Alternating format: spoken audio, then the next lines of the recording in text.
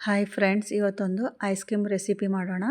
ನಾವು ಶಾಪಿಂದ ತರ್ತೀವಲ್ಲ ice cream ಡಬ್ಬಿಲಿ ಅದೇ ಥರನೇ ಇರುತ್ತೆ. ಮತ್ತು ಐಸ್ ಕ್ರೀಮ್ ಪಾರ್ಲರ್ಗಳಿಗೆ ಹೋಗಿ ತಿಂತೀವಲ್ಲ ಅದೇ ರೀತಿಯೇ ಈ ಐಸ್ ಕ್ರೀಮ್ ಬರುತ್ತೆ. ಅದಕ್ಕೆ ಏನನ್ನು ಯೂಸ್ ಮಾಡಿದರೆ ಆ ರೀತಿ ಟೇಸ್ಟ್ ಬರುತ್ತೆ ಅಂತ ನೋಡೋಣ.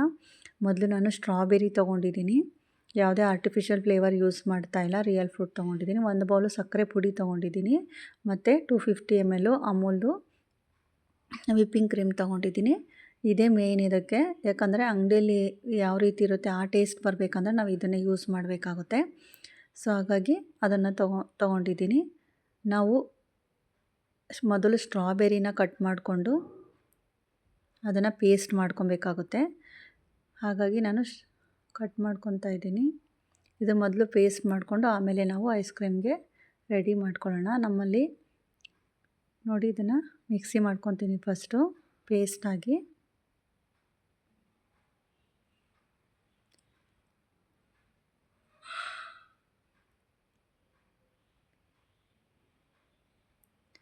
ಮೊದಲು ಇದರದ್ದು ಪೇಸ್ಟ್ ರೆಡಿ ಮಾಡಿಟ್ಕೊಂಡು ಆಮೇಲೆ ಒಂದು ಬೌಲ್ ತೊಗೊಂಡು ಈ ವಿಪ್ಪಿಂಗ್ ಕ್ರೀಮ್ನ ಹಾಕ್ಕೊತಾ ಇದ್ದೀನಿ. ನಾನು ಇಲ್ಲಿ ವಿಪ್ಪಿಂಗ್ ಕ್ರೀಮ್ನ ಬೀಟ್ ಮಾಡೋಕ್ಕೆ ಮಿಷಿನ್ ಯೂಸ್ ಮಾಡ್ತಾಯಿದ್ದೀನಿ. ಬಟ್ ನೀವು ಮಿಕ್ಸಿಯಲ್ಲೇ ಮಾಡ್ಕೊಬೋದು, ಮಿಷಿನ್ ಇಲ್ಲ ಅಂದರೆ. ಮೊದಲು 1 ಬಟನಲ್ಲಿ ಮಾಡಿಕೊಂಡು ಅದಾದಮೇಲೆ 2 ಬಟನ್ಸಲ್ಲಿ ಒಂದು 10 to 15 minutes ಇದನ್ನು ಬೀಟ್ ಮಾಡ್ಕೊಬೇಕು. ಮಿಕ್ಸಿಯಲ್ಲೇ ಬೀಟ್ ಮಾಡಿಕೊಂಡ್ರೂ ನಡೆಯುತ್ತೆ. ಸೊ ಇದು 1 to ಡಬಲ್ ಆಗೋವರೆಗೂ ನಾವು ಬೀಟ್ ಮಾಡ್ಕೊತಾ ಇರಬೇಕು. ನಾನು ಮಿಷಿನ್ ಯೂಸ್ ಮಾಡ್ಕೊತಾ ಇದ್ದೀನಿ. ಒಂದು 10 to 15 ಅಂತೂ ಇದನ್ನು ಬೀಟ್ ಮಾಡಲೇಬೇಕು ನಾವು. ಆಗ 1 to ಡಬಲ್ ಆದಾಗ ನಮಗೆ ಗೊತ್ತಾಗುತ್ತೆ ಇದು ರೆಡಿಯಾಗಿದೆ ಅಂತ. ಚೆನ್ನಾಗಿ ಬೀಟ್ ಮಾಡ್ಕೊಬೇಕು, ಆಗ ಐಸ್ ಕ್ರೀಮ್ ನಮಗೆ ತುಂಬ ಚೆನ್ನಾಗಿ ಬರುತ್ತೆ. ಹಾಗೆ ಮಿಕ್ಸಿಯಲ್ಲಿ ಕೂಡ ಅಷ್ಟೇ ಮಾಡ್ಕೊಬೋದು. ಇದನ್ನು ಮಿಕ್ಸಿಯಲ್ಲಿ ಕೂಡ ಒಂದು 10 to 15 minutes ಮಾಡಿಕೊಂಡ್ರೆ ನಮಗೆ ಇದೇ ರೀತಿ ಬರುತ್ತೆ. ಫಸ್ಟ್ ಇದನ್ನು ನೀಟಾಗಿ ಮಾಡಿಕೊಂಡು ಈಗ ಇದಕ್ಕೆ ನಾನು ಸಕ್ಕರೆ ಪುಡಿ ಮತ್ತು ಸ್ಟ್ರಾಬೆರಿ ಪೇಸ್ಟ್ನ ಹಾಕ್ಕೊಂಡು ಮತ್ತೆ ಬೀಟ್ ಮಾಡ್ಕೊತಾ ಇದ್ದೀನಿ. ನಾವು ಎಷ್ಟು ಬೀಟ್ ಮಾಡ್ಕೊತೀವೋ ಐಸ್ ಕ್ರೀಮ್ ಅಷ್ಟೇ ಚೆನ್ನಾಗಿ ಬರುತ್ತೆ ನಮಗೆ. ತುಂಬ ಸ್ಮೂತಾಗಿ ಐಸ್ ಕ್ರೀಮ್ ಇರುತ್ತೆ.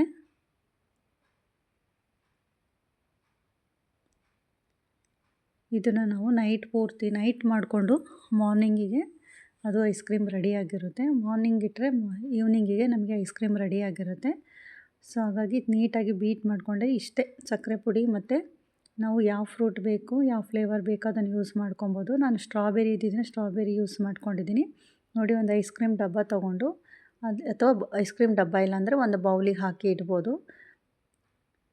ಈ ರೀತಿ ಒಂದು ಐಸ್ ಕ್ರೀಮ್ ಬೌಲಿಗೆಲ್ಲ ಹಾಕಿಬಿಟ್ಟು ಮೇಲ್ಗಡೆ ನಾನು ಬಾದಾಮಿ ಮತ್ತು ಪಿಸ್ತಾನ ಹಾಕ್ತಾಯಿದ್ದೀನಿ. ಬಾದಾಮಿ, ಪಿಸ್ತಾ, ಗೋಡಂಬಿನ ಕುಟ್ಬಿಟ್ಟು ಹಾಕ್ತಾಯಿದ್ದೀನಿ. ಇದನ್ನು ನೈಟು ಈ ರೀತಿ ಫ್ರಿಜ್ಜಲ್ಲಿಟ್ಟರೆ ಬೆಳಗ್ಗೆಗೆ ಐಸ್ ಕ್ರೀಮ್ ರೆಡಿಯಾಗಿರುತ್ತೆ.